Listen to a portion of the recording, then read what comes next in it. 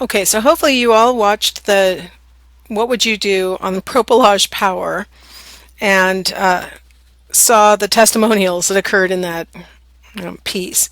Why are testimonials so persuasive? Why do we believe testimonials? Well, one reason is because of vividness. Vividness effects say that we're going to really focus in on one person as a really easy to imagine dramatic case. One person's story is going to be much more effective than if we see statistics or data that says something different. We're going to believe the one person over a big pile of data. Concrete information, like a case study or a testimonial, is always going to be more convincing to us than abstract information is.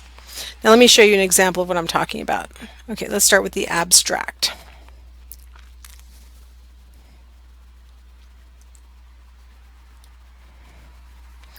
All right, so this is the U.S. debt clock.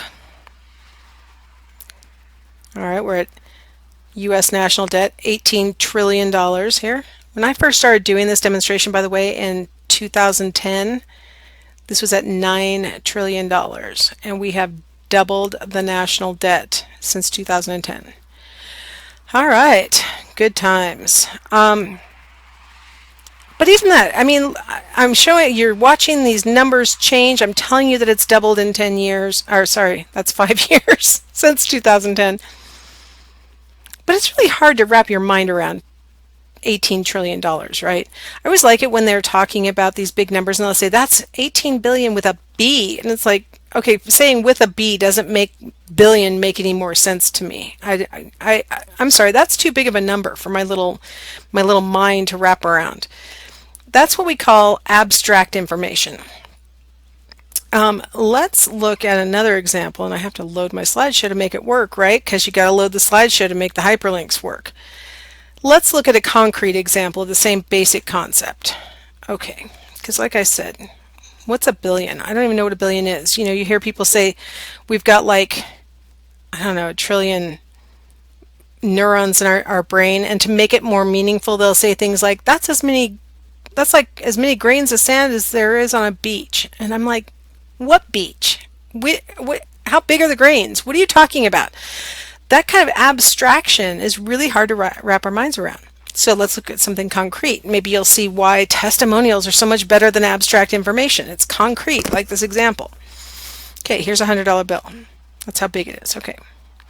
Here is a packet of 100 $100 bills, which makes a packet of $10,000. Okay, that still seems kind of small to me, but okay. Now here he's got the packets gathered together, and that's $1 million. 100 of these packets makes $1 million. Okay, so we got the guide there to give us some size perspective. Okay, so now here's 100 million. So we got 100 of these little package and little piles on this pallet. Okay, now that's starting. See, now in my mind, I have to admit, this palette is more like what I thought $1 million would look like. So obviously I'm like off by 100-fold. Okay, here he is standing next to a billion because we've got 100 of those pallets. So he's gone too deep, and well, no, he's gone 5, 10. Yeah, there's $1 billion. Okay, and I love this. It's like, now we're gonna look at a trillion. Okay, it's pretty surprising. Go ahead, scroll down, wait for it. Quote Barney on How I Met Your Mother, wait for it. Okay, here's $1 trillion. Here's the little guy. Here's $1 trillion. That's a lot more concrete and understandable than this is, right? That's a lot. But now that you realize that that's 18, no, huh? Because this is, no, that's right. Okay, sorry, I started to go 1,000 off again. That's 18 of these. Now we're starting to talk about some money, aren't we? That's concrete. We do a lot better at understanding things when they're in the concrete than when they're in the abstract. That's just the way that our brains are designed, right? So when we have a testimonial telling us it worked for me, it's the greatest, I would buy it again, it really sways us more than getting on Yelp and seeing, 3-star ratings and 2 people saying, it didn't work for me. Now to illustrate this concept, I think I've got, let's see if this really links. I think I fixed it last quarter, so let's see if it does. McCabe and Castel did a brain scan study. I put brain scan in quotation marks because there was actually no legitimate brain scan involved in the study. But what they did was they showed people, they had people read a study that was supposed to be about watching TV and whether watching TV is related to math ability. For half of the participants, there were 3 conditions. For a third of the participants, they just read the study. For another third, they experienced the graph condition, where they saw this graph that said that people who watched TV had their temporal lobe activated in some way, versus if they did arithmetic, it activated in a similar way, and they tried to make the case that watching TV was like doing math. It was a made-up study, so... The other third of people saw this brain image condition that had nothing to do with anything. This is just a picture of a brain with some temporal lobe activity. It's not that one of them is doing math and one of them is watching TV. These are just pictures of the brain. Okay. What they found, I'm going to graphically depict it, not show you a brain scan, right? Is that those who read the article, just all it had was the text, or read the article and it had a bar graph, had the same amount of, same credit, gave it the same credibility. Those who saw a brain image included in the report gave it a higher rating for scientific reasoning. It is like we trust it more. It's more concrete if we see a study that includes a picture of a brain, even though the brain had nothing to do with the study. Concrete is much more convincing than abstract. Okay. So now let's talk about some controlled studies. First off, let's see what time it is because I've lost track. Okay, good. I've still got time. Okay, so the controlled studies. Controlled studies will oftentimes include some kind of placebo control condition. It's not always a sugar pill, but it's a control condition where we're making sure that everything else is the same for the participants except for the critical treatment. Now there are 2 ways we can go about these placebo controls. Typically we're going to go single blind. In psychology studies, single blind is really common. That's where the participant doesn't know what condition they're in, whether they're in the experimental condition or the control condition, but the researcher knows whether the participant's in the experimental or the control condition. Part of the reason why we do it in a single blind like that where the researcher knows is that usually the researcher collects his or her own data and doesn't have the luxury of doing anything else. I found an example. I actually am ashamed to admit this, but this was probably 12 years ago. There was a TV show called Mr. Personality. You can look it up on IMDb. It was hosted by Monica Lewinsky. And this woman is the bachelorette, and these men all had to wear masks whenever they were around her, or they had to be in complete darkness whenever they were with the bachelorette. The premise was she was supposed to fall in love with somebody's personality, not his appearance. Now this is an example of a single blind design because she's blind to what they look like, but they're not blind to what they look like. They're not blind to who they're competing with. They know whether they're one of the attractive contestants or not. So she's blind, but they're not. She's the participant. The double-blind design is a little bit less common in psychology research because it's harder to implement. In a double-blind design, the participant doesn't know if they're in the control condition or the experimental condition, and then the researcher doesn't know what condition the participant that they're dealing with is in.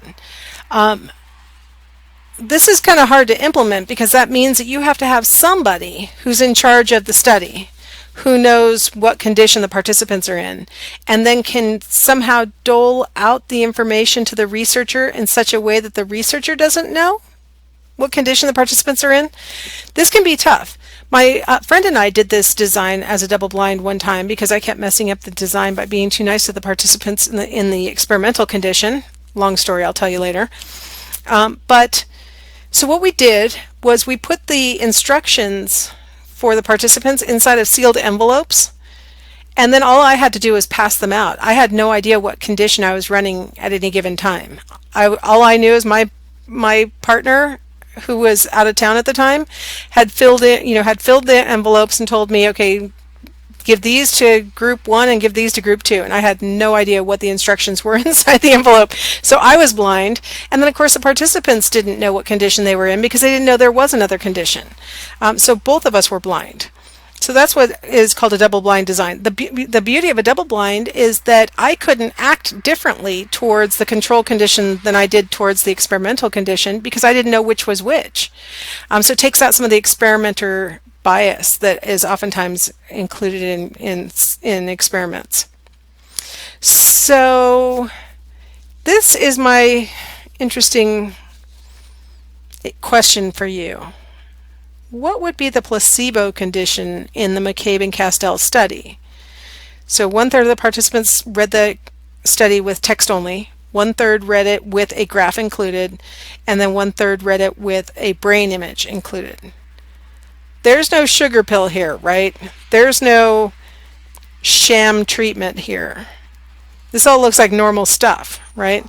So one of the things that's really important when analyzing psychology studies, and I apologize, the dogs are barking. What's really important in psychology studies is to think about like what is normal. That's oftentimes the control condition. And then what is a new thing that we're introducing? That's usually the experimental condition. So in the McCabe and Castel study, it's normal to read a report that just has text. It's also normal to read a study that has a bar graph in it. What is unusual, what's the experiment, is whether adding an unrelated brain scan changes the credibility of the study. And so the unrelated brain scan condition would be the experimental condition. Was it single or double blind? Well, we're just going to have to use our logic on that because I didn't tell you the whole design, but probably just the participants were blind.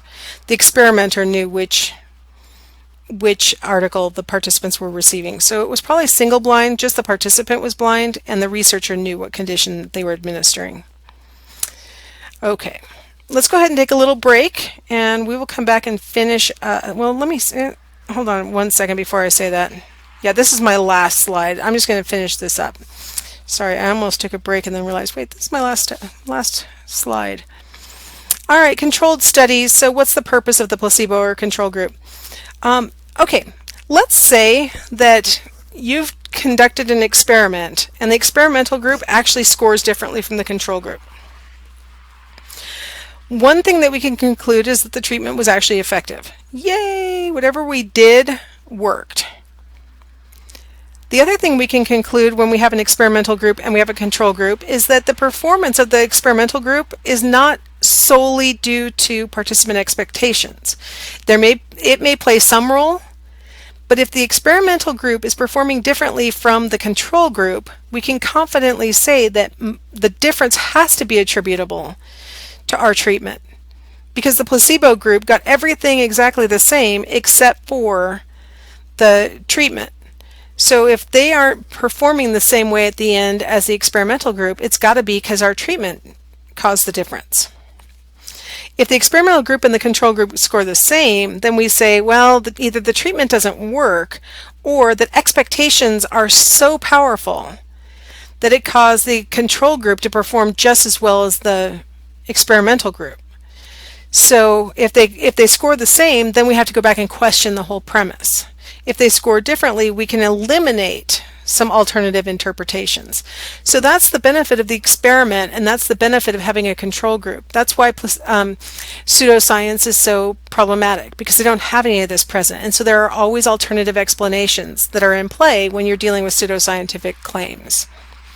Okay, well, I hope that all made sense and that it backs up what you've been reading in your textbook. I'd like to take this moment just to remind you, please make sure that you're reading your material in your textbook also. Don't just rely on my explanation of these things. Okay, well, I'll see you in the next video.